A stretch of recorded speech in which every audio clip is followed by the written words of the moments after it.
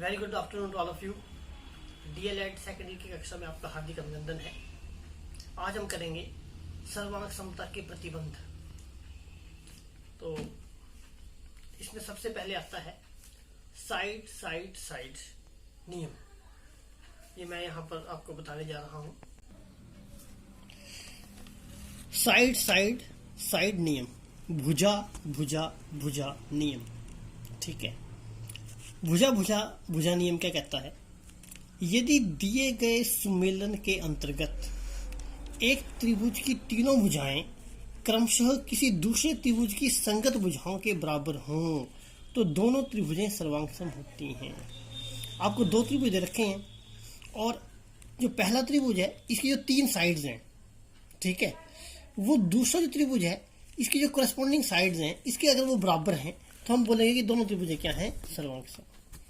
तो पहले त्रिभुज की तीनों साइडें दूसरे त्रिभुज की तीनों करस्पॉन्डिंग साइड्स के बराबर होनी चाहिए, तभी वो त्रिभुजें क्या होंगी? सर्वांगसम। ठीक है, तो जैसे मैंने यहाँ पर फिगर बना रखे हैं, एक ट्राइंगल ये है एबीसी, एक ट्राइंगल ये है पीक्यूआर। तो आप इसमें देखो जो ए बी साइड है वो है 3.5 और पी आर भी कितनी है? 3.5। तो हम लिखेंगे A B equal to P R equal to 3.5 centimetre. ठीक है, उसके बाद अगली साइड देख लो, बीसी बीसी है 7.1 और पी क्यू कितना है? That is equal to 7.1 centimetre. अब एक साइड रह गई एसी रह गई, एसी इक्वल टू कितना आएगा? एसी है 5 सेंटीमीटर, क्यू आर 5 सेंटीमीटर। तो अब आप ये देख रहे हैं कि जो पहला त्रिभुज है इसकी जो तीनों भुजाएं हैं वो दूसरा त्रिभुज है इसकी तीनों भुजाओं के बराबर है। तो जब पहले त्रिभुज की तीनों भुजाएं दूसरे त्रिभुज की तीनों भुजाओं के बराबर आ रही हैं तो इसका मतलब ये हुआ कि ये जो सर्वांग समता का प्रतिबंध है ये बोलता है कि दोनों त्रिभुजें क्या हैं? सर्वांग सम। तो इसको इसने बोला है भाई, सांकेतिक रूप में भी लिख सकते हैं हम इसको कि triangle A B C is congruent to triangle P Q R. तो ये पहला रूल है जो आपको समझ में आ गया होगा। Clear? Now we come to second, side angle sides rule. Side मतलब भुजा, एंगल मतलब कोण, साइड मतलब भुजा, भुजा कोण भुजा नियम। तो इसका एग्जांपल देना है। यदि एक सुमेलन के अंतर्गत यहाँ पर दो साइडें और एक एंगल है तो हम दो भुजाएं लिखेंगे और एक उसके अंतर्गत कोण लिखेंगे। तो हम क्या लिखेंगे? यदि एक सुमेलन के अंतर्गत एक त्रिभुज की दो भुजाएं तथा उसके अंतर्गत कोण जो है वो दूसरे त्रिभुज की संगत दो भुजाओं और उनके अंतर्गत जो कोण है उसके बराबर है तो ये त्रिभुजें क्या होती हैं? सर्वांगसम होती हैं। अब जैसे ये ट्राइंगल बनाई मैंने एबीसी, ये बनाई मैंने डीईएफ। तो यहाँ आप देखो कि साइड ए बी जो है वो कितनी है? 7 सेंटीमीटर और ईएफ भी कितना है? 7 सेंटीमीटर। तो इस त्रिभुज की एक साइड दूसरे त्रिभुज की एक साइड के बराबर है। अब एक और भुजा लो, बीसी कितनी है? 5 सेंटीमीटर और ईडी कितनी है? ईडी कह लो या डी कह लो, ये भी कितनी है? 5 सेंटीमीटर। तो दोनों त्रिभुजों की दोनों भुजाएं बराबर और इनमें एक कोण ही बराबर है। एंगल बी बराबर है, एंगल ई बराबर है 50 डिग्री। ठीक है, तो इसका मतलब क्या हुआ? Triangle A B C is congruent to triangle D E F. तो इसमें दो साइडें और एक कोण। ठीक है, तो इसका मतलब ये हुआ कि जब दो त्रिभुजें रखी हैं और पहले त्रिभुज की दो साइडें दूसरे त्रिभुज की दो साइडों और पहले त्रिभुज का एक कोण दूसरे त्रिभुज का एक कोण के बराबर है तो हम इसको कहते हैं side angle side rule. Triangle ABC is congruent to triangle DE F. Clear हो गया? नेक्स्ट देखिए, एंगल साइड एंगल। क्या कहने का मतलब है? एक तो एंगल होगा, फिर साइड है और फिर एंगल है। यानी कि एक त्रिभुज के इसमें दो कोण आ रहे हैं और उसके अंतर्गत भुजा एक आ रही है, वो दूसरे त्रिभुज के दो कोण और उसके अंतर्गत जो भुजा होगी उसके बराबर होंगे। जैसे यहाँ पर मैंने ट्राइंगल बना दी के एल एम और वाई एक्स वाई जेड। ठीक है, तो यहाँ पर एंगल है, फिर साइड है, फिर एंगल है। तो इसमें देखो एंगल एल कितना है 36 डिग्री, और एंगल वाई कितना है 36 डिग्री, तो दोनों बराबर है ये, ठीक है। मतलब angle L equal to angle Y equal to 36 degree, ये हो गया कोण। फिर कहता साइड, साइड देखो एल एम साइड जो है ये वाई जेड साइड के बराबर है, और ये कितना है 4.6 सेंटीमीटर। और एक और कोण देखो एंगल एम बराबर है angle Z equal to 74 degree. तो इसका मतलब क्या है कि पहली त्रिभुज के दो कोण दूसरी त्रिभुज के दो कोणों के बराबर, और पहली त्रिभुज का एक साइड दूसरी त्रिभुज के एक साइड के बराबर। तो इसका मतलब ट्राइंगल के एल एम जो है ये कॉन्ग्रुएंट है ट्राइंगल एक्स वाई जेड के। तो ये भी आपने रूल याद रखना है, ठीक है, जिसको हम कहते हैं कोण भुजा कोण, कोण भुजा कोण, ठीक है। तो इसमें जो ये जो एल एम था रेखाखंड जिसको हम कहते हैं, ये बराबर था वाई जेड रेखाखंड के, ठीक है। तो इसलिए आपने याद रखना है, इसमें क्लियर हो गया। Then we come to next rule, RHS rule. इसको हम बोलते हैं right angled hypotenuse side rule, right angled hypotenuse side rule मतलब समकोण कर्ण भुजा नियम। क्या कहते हैं इसको? समकोण कर्ण भुजा नियम। तो इसमें बोलता है यदि एक सुमेलन के अंतर्गत किसी समकोण त्रिभुज का कर्ण, जिसको हम बोलते हैं हाइपोटेन्यूज, और एक भुजा क्रमशः दूसरे समकोण त्रिभुज ले रहे हैं हम, राइट एंगल ट्राइंगल, दूसरे समकोण त्रिभुज के हाइपोटेन्यूज कर्ण और एक साइड भुजा के बराबर हो, तो वे त्रिभुज कॉन्ग्रुएंट होते हैं, सर्वांगसम होते हैं। जैसे यहाँ पर मैंने राइट एंगल ट्राइंगल बनाया है, ठीक है।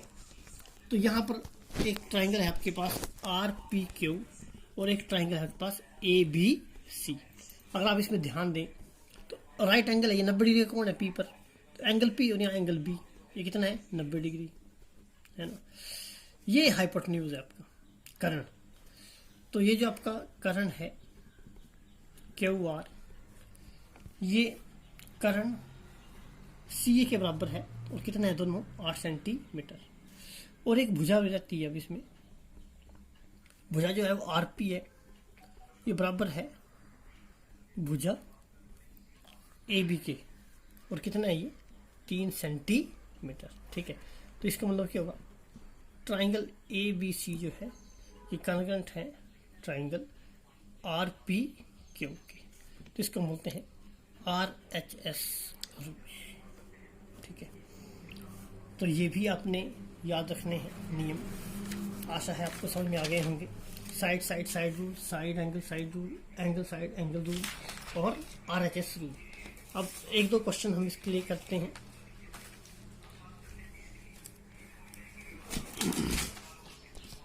ये प्रश्न मैंने आपके लिए लिखे हैं। कहता है निम्न आकृतियों में त्रिभुजों की भुजाओं की लंबाइयां दर्शाई गई हैं। साइड साइड साइड कॉन्ग्रुएंसी का प्रयोग करके बताइए कि कौन कौन से त्रिभुज सर्वांगसम है। तो इसमें आपने भुजा भुजा भुजा सर्वांगसमता का प्रयोग करना है और बताना है भी ये सर्वांगसम है कि नहीं। तो कब होंगे सर्वांगसम ये? अगर पहले त्रिभुज की तीनों भुजाएं दूसरे त्रिभुज की तीनों भुजाओं के बराबर होंगी, तभी होंगे ना, नहीं तो नहीं होंगे। और कहता है अगर सर्वांगसम होंगे तो सर्वांगसमता की स्थिति में उत्तर को सांकेतिक रूप में भी आपने लिखना है, ठीक है, सिंबॉलिकली भी आपने इसको रिप्रेजेंट करना है। तो अब आप देखो इसमें एक ट्राइंगल है ABC और ट्राइंगल है PQR, ये और ये त्रिभुज देखिए। इसमें क्या दिखता है हमें, लाइन सेगमेंट जो AB है वो लाइन सेगमेंट PQ के बराबर ही है, 1.5। ये वाली भुजा इस भुजा के बराबर है रेखाखंड, ठीक है।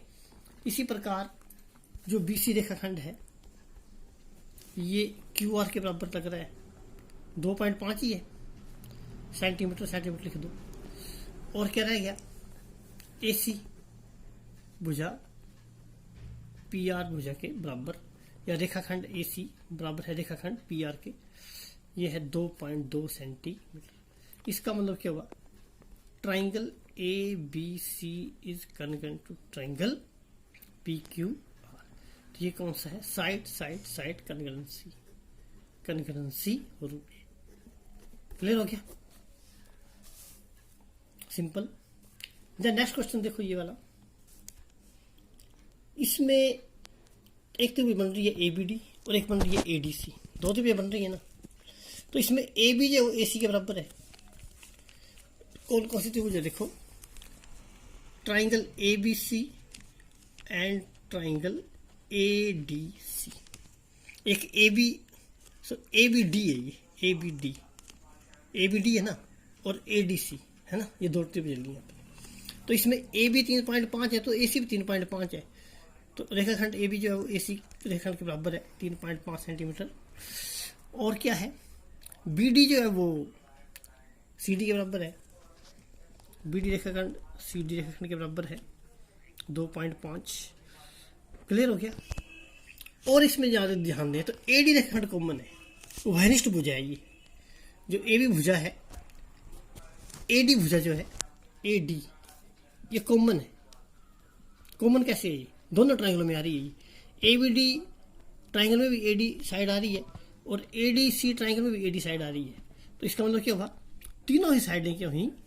जो साइड जो रूल है वो ये कहता है कि जो त्रिभुजें हैं, triangle ABD is congruent to triangle ADC। Clear हो गया? इसी प्रकार ये अगला पार्ट देख लो। यहां पर एक है PQR और एक है XYZ। ठीक है, देखना है आपने भी कॉन्ग्रुएंट है कि नहीं है। तो आप ध्यान दो, इसको देखिए, रीड करिए। सामने दिखता है कि इसमें जो साइडें हैं, एक 5 है, 4 है, 2 है।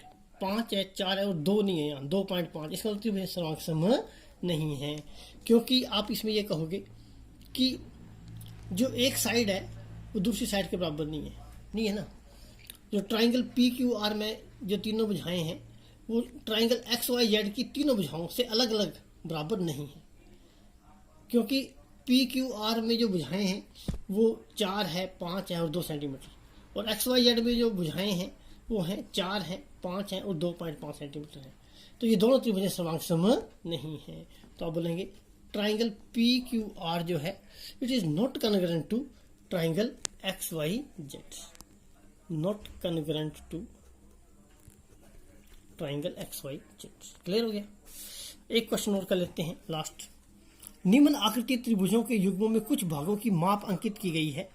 यहाँ पर बोलता है साइड एंगल साइड सर्वांग समता प्रतिबंध का उपयोग करना है, और उनमें वो युग्म छांटो जो सर्वांग सम है, और सांकेतिक रूप में भी लिखना है।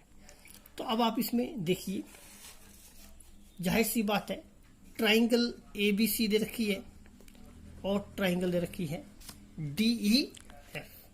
इनमें AB जो है वो D के बराबर है, क्योंकि ये 2.5 ये भी 2.5 ही है। ठीक है, उसके बाद ये देख लीजिए, AC रेखाखंड जो है, जो भुजा है वो DF भुजा के बराबर है, 2.8 ही है। और एंगल A जो है वो एंगल D के बराबर है कि नहीं है, 80 है, ये 70 है ना। तो यानी कि ये साइड, ये एंगल और ये साइड, तो इसका मतलब क्या हुआ? ट्राइंगल ABC तथा ट्राइंगल DEF सर्वांग सम नहीं है, सर्वांग सम नहीं है। क्लियर हो गया? आशा है आपको समझ में आया होगा। आशा है आपको वीडियो पसंद आएगा और आप इससे लाभान्वित होंगे। तो अपने नोट्स बनाते रहिए। ठीक है, सर्वांग समता के बारे में मैंने पिछले चैप्टर में भी आपको बताया था, पिछले लेक्चर में मैंने आपको बताया। और अब जो हमने रूल किए सर्वांग समता के जो नियम थे, ठीक है, उनके बारे में हमने पढ़ा। तो इनके नोट्स बनाएं और क्वेश्चन भी करें, और चैनल को सब्सक्राइब कर लें और वीडियो को देखें। अगर कहीं कोई दिक्कत आती है तो आप मुझे कॉन्टैक्ट कर सकते हैं।